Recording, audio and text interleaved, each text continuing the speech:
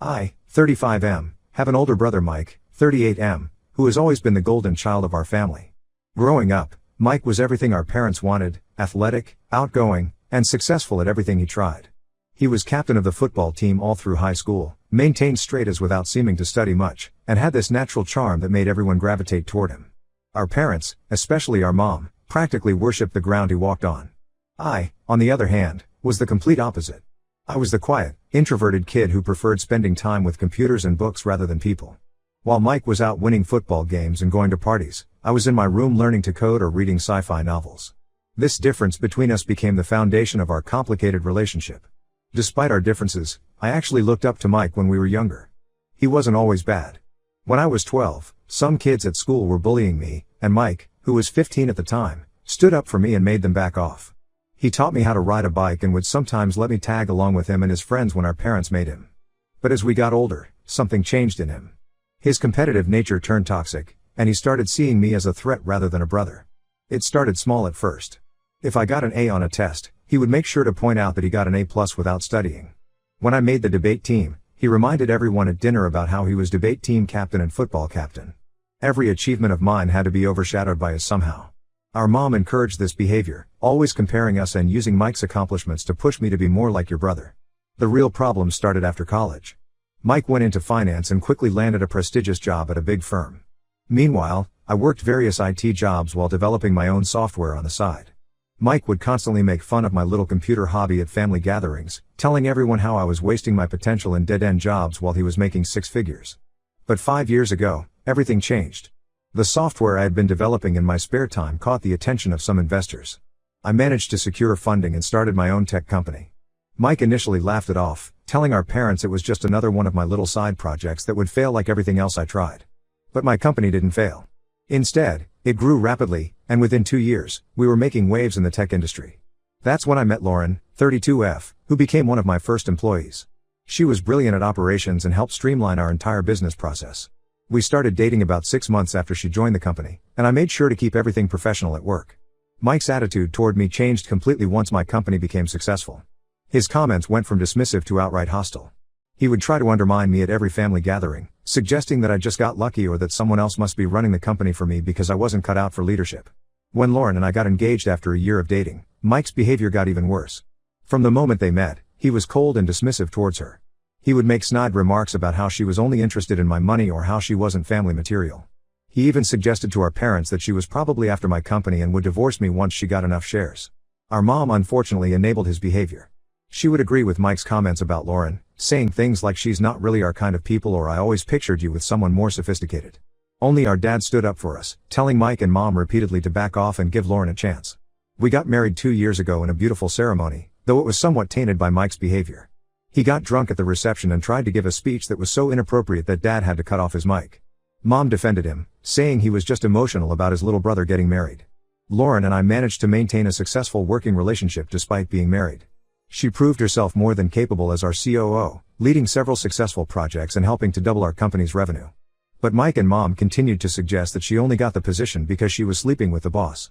Everything came to a head last month at our parents' 40th anniversary party. We were all gathered at their house, and Mike had been drinking heavily all evening.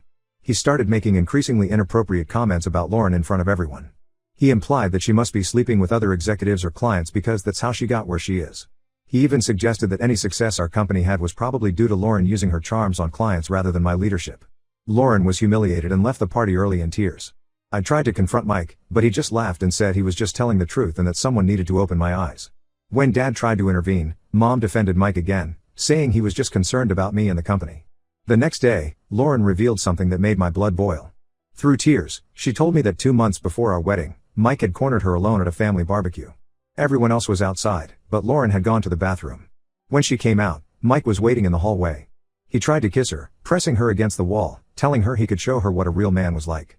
When she pushed him away and threatened to tell me, he grabbed her arm and warned her that if she ever told anyone, he would make sure our parents completely turned against me. He reminded her how much influence he had over mom and how he could easily convince them that Lauren was lying about everything. Lauren kept quiet about the incident because she didn't want to cause problems in my family. She knew how close I had been with my parents and didn't want to be the reason for a rift between us. She only decided to tell me now because Mike's behavior at the anniversary party brought back all those horrible memories. I was furious. I immediately called Mike and demanded an explanation. He denied everything, calling Lauren a liar and saying she was probably making it up because he had figured out her gold digger scheme. When I told our parents what happened, Mom automatically took Mike's side, saying Lauren must be making up stories for attention or to drive a wedge between her sons. Dad was more supportive but still suggested we all sit down and talk it through as a family. I refused to sweep this under the rug this time. I told Mike and my parents that until he admits what he did and sincerely apologizes to Lauren, I want nothing to do with him. Mom called me ungrateful and said I was tearing the family apart over silly accusations from a woman who was never really part of the family anyway. I blocked Mike's number and told Mom I needed space from her too until she could see the truth about her precious golden child. Update 1: The situation has gotten significantly worse since my last post.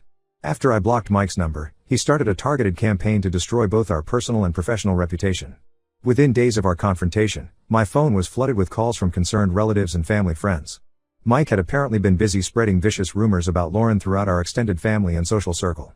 He told our aunts, uncles, and cousins that Lauren was having multiple affairs with our company's top clients. According to him, he had solid evidence that she had been meeting these clients in hotels during business trips. He even went as far as to create a fake email account to send anonymous tips to some of our business partners, suggesting that our company's rapid growth was due to Lauren trading sexual favors for contracts. The impact was immediate and devastating. Lauren started receiving awkward emails from clients wanting to verify some concerning information. 2 major clients even put their contracts on hold pending internal review. Our company's reputation, which we had built painstakingly over the years, was suddenly under scrutiny. The worst part was how our relatives reacted. Instead of questioning Mike's motives or the timing of these allegations, many of them chose to believe him. Our cousin Rachel, who had been close to Lauren, called me saying she was worried about my marriage and suggested I should keep a closer eye on Lauren during business meetings. My Aunt Susan, who had always been reasonable, sent Lauren a long message about how disappointed she was and how she expected better moral character from someone in a leadership position. Lauren was devastated. She had spent years proving herself in a male-dominated industry, fighting against exactly these kinds of stereotypes. Now, because of Mike's vindictive lies, she was being reduced to exactly what he had always accused her of being, someone who slept her way to the top. She stopped attending client meetings in person and started working from home to avoid the whispers and stares at the office.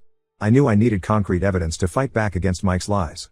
I hired James, 45M, a private investigator recommended by our company's legal team. I asked him to look into Mike's past behavior patterns and any potential skeletons in his closet. What James uncovered was far worse than I had imagined. It turned out that Mike's successful career in finance was built on a foundation of lies and misconduct. His previous job at the prestigious firm hadn't ended with him leaving for a better opportunity as he had claimed. He had been quietly forced to resign after multiple female employees filed sexual harassment complaints against him. The firm had kept it quiet to avoid scandal, and Mike had signed an NDA as part of his severance package. James found 5 different women who had filed complaints against Mike over the past 3 years at his former workplace. The pattern was always the same. He would start by making inappropriate comments, then progress to unwanted touching, and finally attempt to kiss or grope them when they were alone. When rejected, he would use his position of power to make their work lives miserable or spread rumors about their unprofessional behavior. But the most shocking discovery was about our parents' finances. As the financially savvy son, Mike had convinced our parents to let him manage their retirement fund 3 years ago. James discovered that Mike had been systematically embezzling money from this fund, transferring small amounts to various personal accounts over time. In total, he had stolen nearly $100,000 from our parents' retirement savings. When I showed the evidence to Dad, including bank statements and transfer records, he was completely shattered. He had always defended Mike, even when Mom's support seemed blind, but this betrayal broke something in him. He aged 10 years in that moment, sitting in his study looking at the proof of his golden child's crimes. Mom's reaction was entirely different. When Dad tried to show her the documents, she refused to even look at them. She accused me of fabricating evidence to frame Mike because I was jealous of his success and couldn't handle him telling the truth about Lauren. She even suggested that Lauren had probably helped me create the fake documents since she was good with computers. Armed with all this evidence, I confronted Mike at his apartment. I expected him to deny everything again, to call me a liar and threaten legal action. Instead, something unexpected happened. After I laid out all the evidence, the harassment complaints, the embezzlement records, everything, he broke down completely. Through tears, he admitted everything. He confessed to harassing those women at work, to stealing from our parents, and yes, to what he had done to Lauren.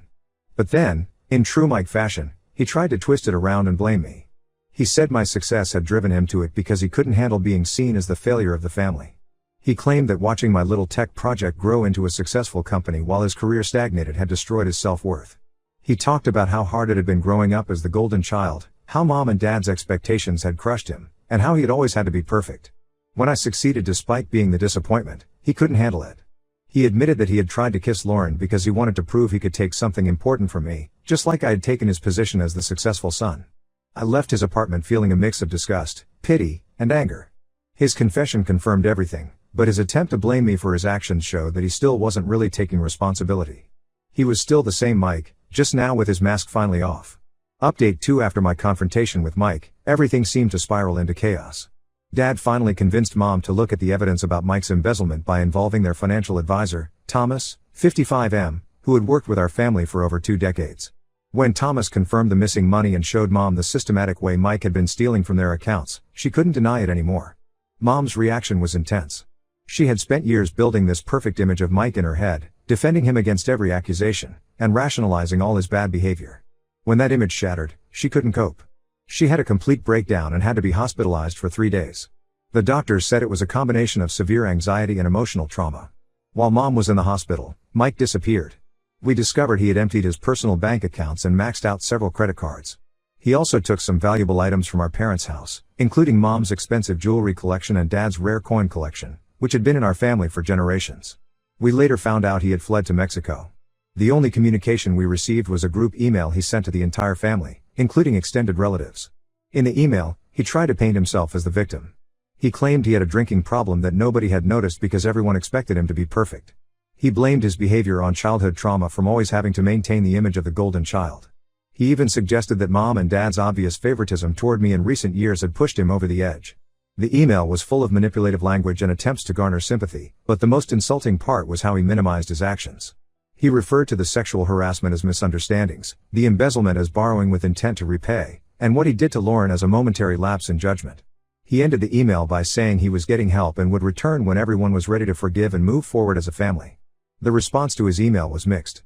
Some relatives, particularly the older generation who remembered him as the charming golden boy, expressed sympathy and suggested we should help him get treatment. Others, especially those who had witnessed his behavior firsthand, were disgusted by his attempts to deflect blame. But the most shocking development came from our cousin Emma, 36F. After reading Mike's email, she finally broke her silence about something that had happened years ago. Emma called me privately and shared a horrifying story that shed new light on Mike's pattern of behavior. 6 years ago, at our other cousin's wedding, Mike had cornered Emma in an empty hallway, just like he did with Lauren. He had tried to kiss her, and when she rejected him, he became aggressive. Emma managed to push him away and escape, but the aftermath was devastating. Mike started spreading rumors in the family that Emma was promiscuous and had been the one who came onto him.